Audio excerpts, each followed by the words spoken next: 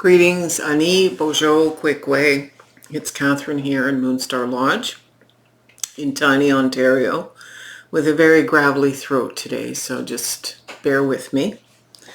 And I'm going to ask your indulgence to bear with me, for this is a wild ride of a reading today. It covers the period from June 5th to 11th.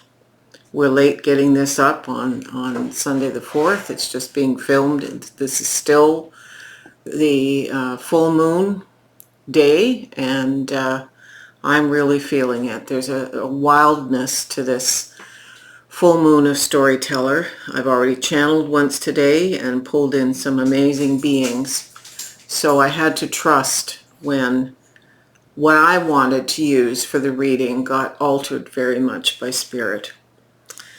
So today I wanted to use the Dream Keeper's Tarot by Liz Houston. We've been talking about that in our tarot class. Spooks wanted the Untamed Elemental. Okay, that didn't seem too weird. Queen of the Moon. I've used this Stacey DeMarco deck many times. It's a great deck because I like to have some kind of moon reference, particularly with this Sagittarius full moon today. The Vintage Wisdom cards I've been using with the Dream Keeper's Tarot. The Voice of the Soul's Oracle, well, that's a good one in light of the nature of the reading. However, what threw me as I pulled cards out was they kept saying they wanted Thoth, which is Hermes Trismegistus, which is the basis of the Golden Dawn series of decks, which were part of their study of the ancient mystery schools. I scrambled my brains. I have one deck that calls itself Thoth, and I'm just going to read you where this came from. 5 booklets entitled Manière de se récréer avec le jeu de cartes, how to relax with the card game called tarot, were published in Amsterdam and Paris between 1783 and 1787. The author was a cartomant who called himself Etienne, the pen name of Jean-François Alliette, 1724 to 1792. He maintained that the tarot game was the legendary Book of Thoth, a magical text dating back to ancient Egypt, whose pages would have contained the secret of the creation of the world and human fate. According to Jean, this book was created in 2170 BC during a convention of magicians which took place at the Temple of Ammon at Memphis in Egypt. The cartomant also maintained that the tarot figures have been completely distorted over the millennia. He therefore wanted to restore them to their original appearance, and around 1789 had a deck designed which he entitled The Book of Thoth, or the Great Game of 78 Egyptian Tarot Cards. And very few of the originals are in other than private hands. So basically, it was the information pulled from mystery school documentations. So I pulled it out. It's not the most readable deck, but I wanted this lovely Victorian, very Jungian archetypal reading for the week, hence the Victoriana, and they're yelling about Thoth. So I also acquiesced and did the Egyptian gods. So we have the Book of Thoth and the Egyptian gods to see if any of it made sense. And this is spooky. This is a spooky reading. Spooky good, rub my hands in glee. It does make sense when I look at it. So I actually asked Brian to douse. We had to switch 2 cards because they also said that the clarifiers were not for any particular card. I normally have a clarifier per tarot card. They said no, the clarifiers are for everything. So we'll do our best here. And let's go, Brian. So here are the Dream Keepers Tarot. These 2 are the Atea Thoth. This one is the Elements deck. This one is the Vintage Tarot, the Souls Oracle, the Egyptian Gods, and Queen of the Moon. And it starts out here with the Star. And the star is our hopes and our dreams. And it's about healing. So we have this wonderful beginning to the week of June 5th, which is basically 3rd quarter. And it's clarified primarily by the 3 of Wands in Aliette's or Atea's deck. He had to turn his name backwards because he was afraid that the church would figure out who he was and have him beheaded or something. So he turned his name around and used this pen name or nom de plume. So we're in the right direction. Our hopes and dreams are steering us in the way of right relationship to something that is from spirit. It is a passionate new endeavor. We're being told everything is in alignment. Followed by the 6 of Pentacles, which is the joyful giving and receiving. It says we have enough to share, and it's good to share, and it's good to receive. So that's a beautiful, successful, gentle card. There turns out to be 4 Pentacles in this lineup. This is significant. Pentacles are our earth walk, and yet everything to do with Thoth and the rest of this reading is way out there in woo-woo land. So, I mean, let's let it roll. So the 6 of Pentacles is clarified by the 9 of Cups. We've had the 9 of Cups multiple times this past month and the month of May. So this is success, emotional success. This is having everything in alignment, all our relationships. We're being as good to ourselves as we are to others, and there's no emotional distress. It's a good thing. So the 6 of Pentacles is followed by the Queen of Pentacles, and she's about making sure that the self has what it needs, the self-care in this dimension.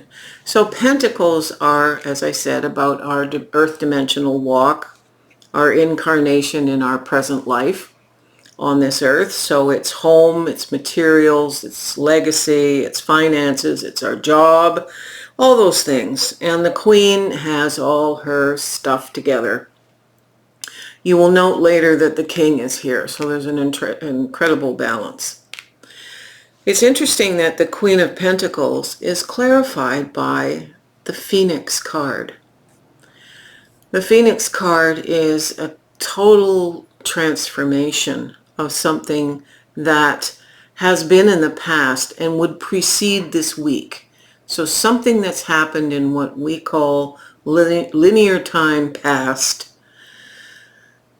is now being shifted, and we are recreating ourselves new. The Phoenix supersedes a dragonfly in terms of transformational capacities. It is beyond that. So this says to me, it's karmic. This is something we are on individual levels, for this is a collective reading, we are moving past, and it's a huge transformation. This knowing that this is here does seem to cause some distress here, because here's the 9 of Swords. Now the 9 of Swords is about pain pain of anxiety, the pain of worry, physical pain, emotional pain. It's anguish at all those levels. The only way to release it, which is the card which clarifies it, is to turn and face it. That's a very Buddhist way of dealing with this as well. In terms of feeling the emotions associated with what it is we have to release, it's important that that happens and that we just say, you know, this is coming. It could be that the Phoenix transfiguration here is the releasing of the anguish. That will be up to each and every one of us individually as we face this week. So the Nine of Swords is followed by the Page of Pentacles. So this is an exploratory being. The pages are looking for new ways of being on this earth and shifting, learning. Very positive card. Followed by Guide. Now this is a Black Panther, and in this particular deck, the Soul cards, this card is about recognizing that you are your own guide. And the page here is the innocent pentacle in the quartz. It is the one that it's not hindered by previous bias about what it's researching in terms of its life in this dimension. And Spirit is saying, this card, I'm giving you the soul's interpretation as much as I'm giving you the guides. So each card is divided into three: the soul interpretation, the guides that you have, and then finally an entity who walks with you. So in all cases, they refer to the fact that you need to trust your own intuition. And that's where we come right back to the star.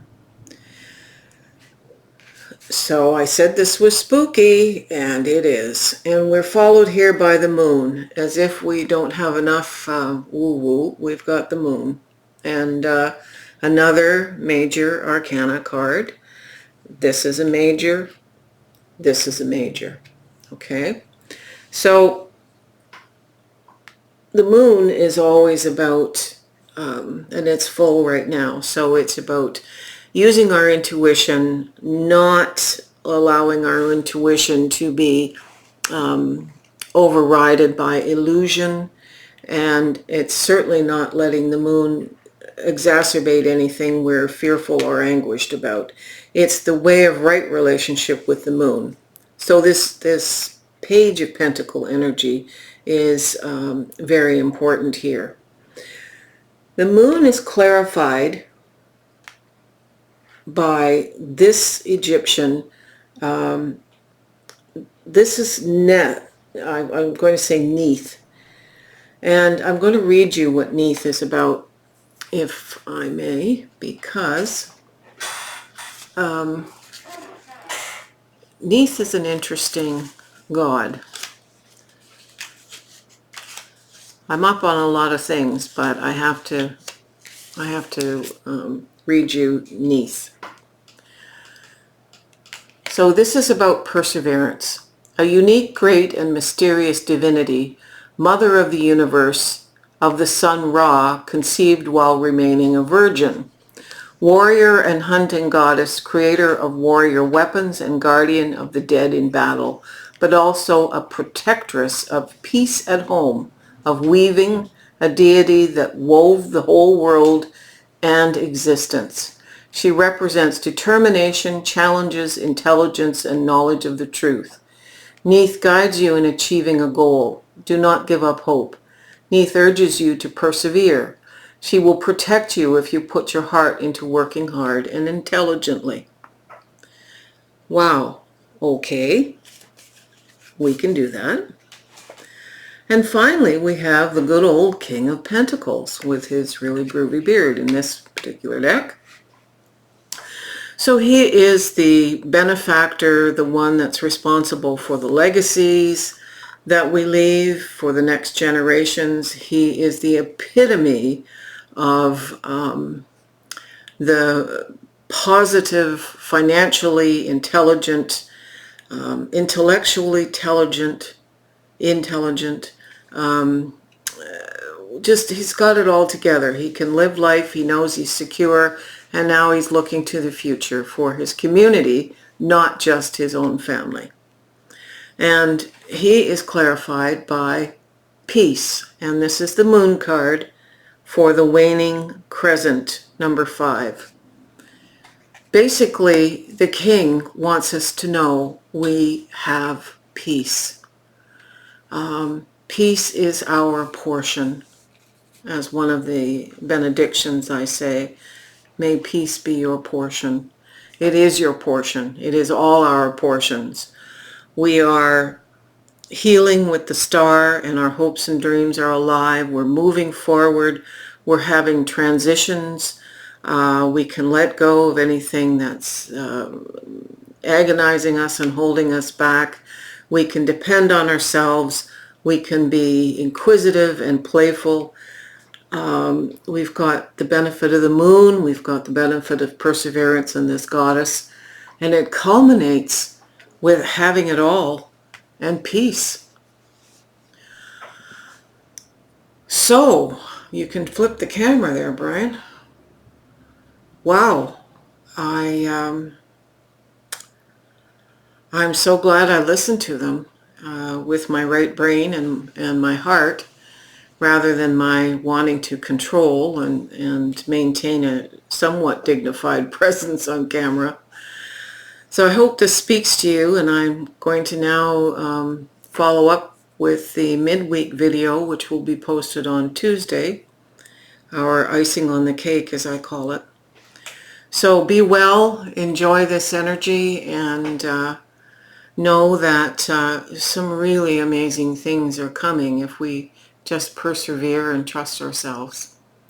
If you like this video, give us a thumbs up, subscribe to get notified of when we release the videos, and send me a coffee. I get overwhelmed with doing these readings and I need my coffee. All right, take care. Oh.